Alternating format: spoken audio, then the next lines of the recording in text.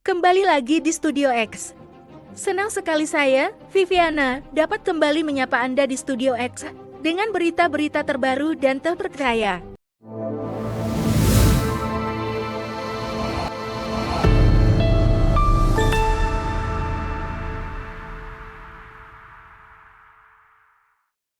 Mahkamah Agung baru saja mengubah syarat usia calon gubernur Cagup dan calon wakil gubernur Cawagup menjadi minimal 30 tahun saat pelantikan. Keputusan ini disinyalir sebagai upaya Presiden Jokowi untuk memuluskan jalan anaknya, Kaisang Pangarep, maju di pilkada. Perubahan aturan ini memicu kontroversi dan spekulasi di kalangan masyarakat B. Bahkan, nama Jan Etes, cucu Jokowi, ikut terseret dalam perbincangan. Beberapa waktu lalu, Jan Etes pernah menyatakan cita-citanya ingin menjadi presiden. Pernyataan ini menimbulkan banyak komentar sarkastik di media sosial. Warganet khawatir bahwa di masa depan, batas usia kepala daerah bisa saja diturunkan menjadi 12 tahun hanya demi kepentingan keluarga Jokowi.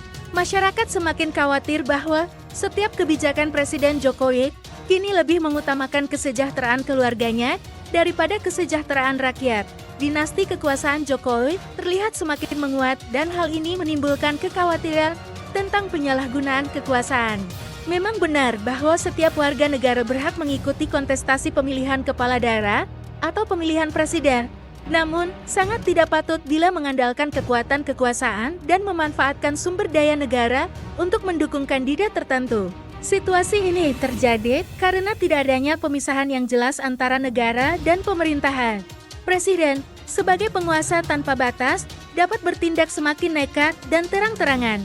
Harapan rakyat untuk kesejahteraan yang dititipkan kepada presiden malah berbalik dengan kekayaan dan kekuasaan presiden yang semakin meluas, sementara rakyat semakin terpuruk dalam kemiskinan dan kelaparan.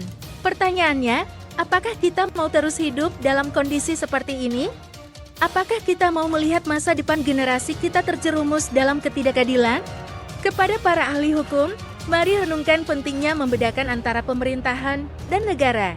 Memisahkan peran kepala negara dan kepala pemerintah bukanlah sekadar isu teknis, melainkan prinsip dasar dalam membangun sistem pemerintahan yang sehat dan berkeadilan. Dengan pemisahan yang jelas antara kepala negara dan kepala pemerintah, kita dapat mewujudkan prinsip checks and balances dalam sistem pemerintahan. Hal ini akan membantu mencegah penyalahgunaan kekuasaan, menjaga keadilan, dan memastikan kesejahteraan bagi seluruh rakyat. Kami ingin satu bangsa, satu kembali.